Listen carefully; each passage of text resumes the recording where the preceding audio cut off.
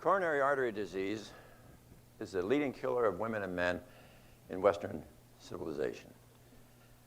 And yet, the truth be known, it is nothing more than a toothless paper tiger that need never exist.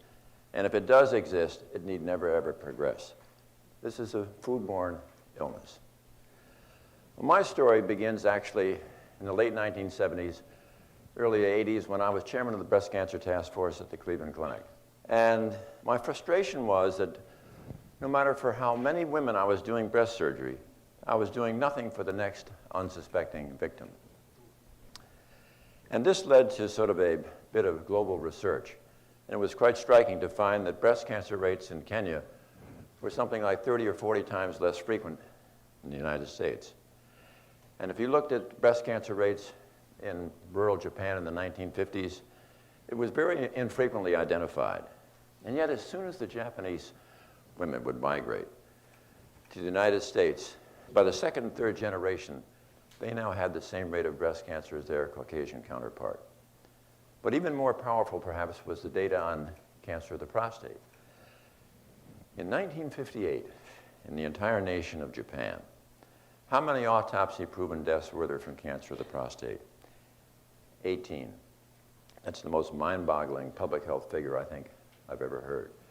But I made a decision then that I was concerned that my bones would long be dust before I could really get answers between nutrition and cancer. And so I chose to deal with cardiovascular disease, which is the leading killer of women and men in Western civilization. And it was quite striking that in this global review, there were a number of cultures by heritage and tradition that simply lacked any cardiovascular disease. They were plant-based. And so with that information, I came back to Cleveland, and when my wife and I decided to go on this plant-based diet for a year, and then I asked cardiology if I could have about 24 patients, which was the number that I could handle, and still carry out my surgical obligations. And the 24 patients that I received were, as my late brother-in-law used to say, the walking dead. But they were most cooperative, and it was within about, say, 15 months of starting this program that we had something striking develop. I was treating a 52-year-old gentleman who, in addition to his heart disease, had a partially blocked artery in his right thigh. And he told me about the fact that when he was crossing the Skyway to my office, he had to stop 5 times because of pain in his calf, because of this blocked artery. So I had him go to the vascular lab, and we got his pulse volume.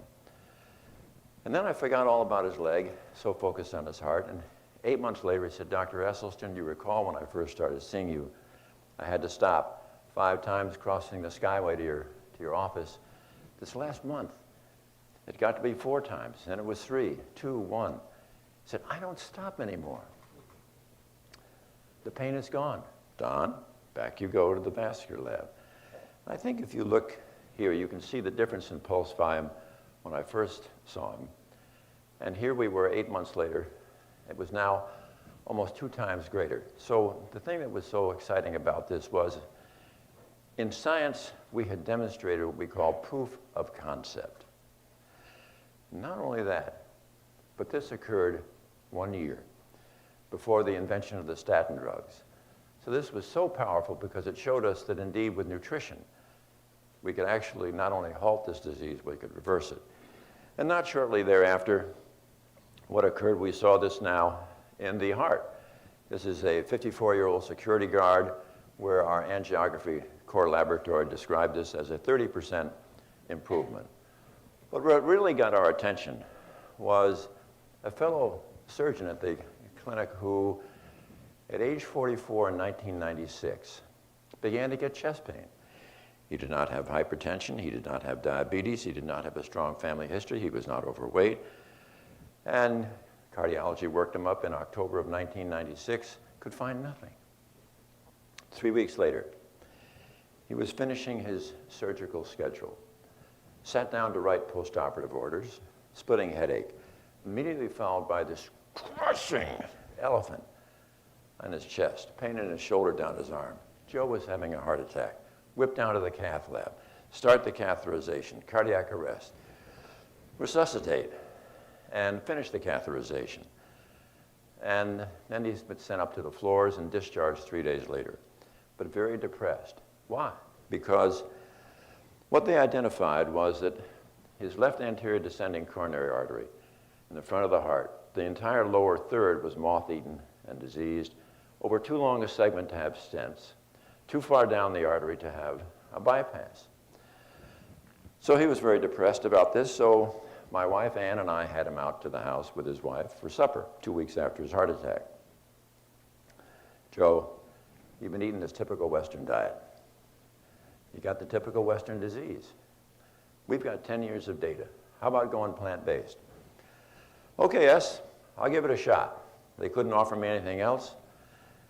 He became the absolute personification of commitment to plant-based nutrition. And over the next 30 months, he then had another angiogram. Now, up in the surgical suites, our offices are 3 doors apart. And at noontime of the day that I knew earlier that morning he had his follow-up angiogram, I found myself letting myself into his office. There he was sitting behind his desk. Joe, I understand you had the old follow-up angiogram this morning. Mind sharing with me how did it go? Got up around his desk, put his arms around me. I think we're doing okay. Well, any chance I could see the follow-up angiogram? Yeah. So it was really quite striking and exciting to see what actually can happen when you give the body every opportunity it can. The healing capacity is incredible. So now let's talk a little bit about how do you injure the artery in the first place? What seems to be going wrong? Now, on the right, there's a seriously diseased artery. And you're probably saying that's going to have a heart attack. No, that only causes about 10% of heart attacks, but it certainly will cause chest pain and shortness of breath. What I really want you to notice is on the left. And here, on the inside of this artery, there's this very, very tiny little dark single layer of cell magic carpet that all experts would agree is where the inception of this disease occurs. This magic carpet is called the endothelium. And the endothelium has an absolutely magic molecule that it produces. It's a gas, nitric oxide. Nitric oxide has a number of wonderful functions. Nitric oxide keeps our blood flowing smoothly like Teflon rather than Velcro. 2, nitric oxide is the strongest vasodilator in the body. When you climb stairs, the arteries to your heart dilate. The arteries to your legs dilate. Nitric oxide inhibits inflammation from the wall of the artery, protects you from getting hypertension.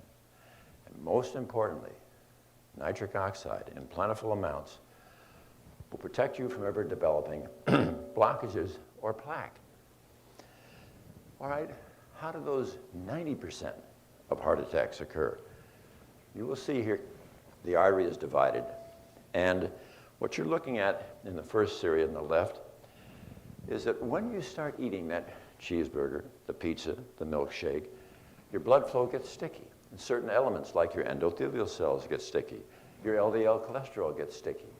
And then the LDL bad cholesterol migrates into the subendothelial space where it sets up this absolute cauldron of inflammation. And that cauldron of inflammation begins making inflammatory enzymes that gradually begin to thin out this delicate cap over the plaque. It gets thinner and thinner until it's as thin as a cobweb. And then the sheer force of blood going over that thinned out plaque ruptures. And now we have spillage of plaque content into the flowing blood, which activates our platelets, our clotting factor. And now we have the beginning of a clot, a thrombosis, which is in and of itself self-propagating. So in a matter of minutes, now we have an artery that is totally blocked, and all the downstream heart muscle has been deprived of oxygen and nutrients, it starts to die. And that's the heart attack. But there is something absolutely magically exciting about this series, because if I can convince you that all you have to do is change your nutrition so your internal biochemistry is such that you will not injure or thin out the cap over your plaque, you will actually diminish your plaque and you will strengthen the cap over the plaque. All right, how do we do this? It's very easy. We avoid the foods that injure the endothelium. What are they? Even pure virgin olive oil, corn oil, soybean oil, safflower oil, sunflower oil, coconut oil, palm oil, dairy, anything with a mother or a face, meat, fish,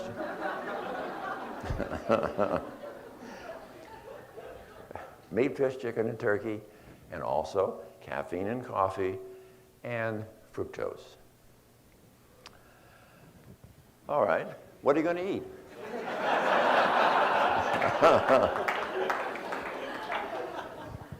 All those marvelous whole grains for your cereal, bread, and pasta. 101 different types of legumes. Vegetables, which are red, yellow, and green leafy, and fruit. But especially the green leafy vegetables are like water on the fire. What green leafy vegetables? Bok choy, Swiss chard, kale, collards, collard green, beet greens, mustard greens, napa cabbage, Brussels sprouts, broccoli, cauliflower, cilantro, parsley, spinach, and arugula, and I'm out of breath.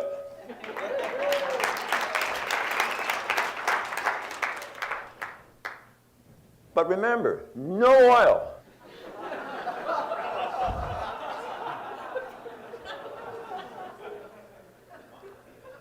Now, conventional cardiology, with all those procedures and all that expense, there's high mortality, high morbidity, and sadly, it does not cure the disease, and the expense is unsustainable. However, when you're treating causality with plant-based nutrition, no mortality with the diet, no morbidity with the diet, and what happens with the passage of time? The benefits just continue to improve. And lastly, nobody has greater fear of another heart attack than somebody who's already had a heart attack. And how empowering it can be for them and their family to know that they themselves can now become the locus of control for this disease, destroying it, whereas in the past it had been trying to destroy them. And lastly, I want to just share with you, this isn't just that original early study. We're about to publish another 200 patients. And the reason we have 91% compliance is because we have a very strong, intense, single 5-hour counseling seminar. And that's the same amount of time the cardiac surgeon has, but I have the patient when they're awake. So, how do we do? If we look at the vertical axis, what you're seeing here is the average of about 3 independent cohorts of cardiology studies that are quite well known.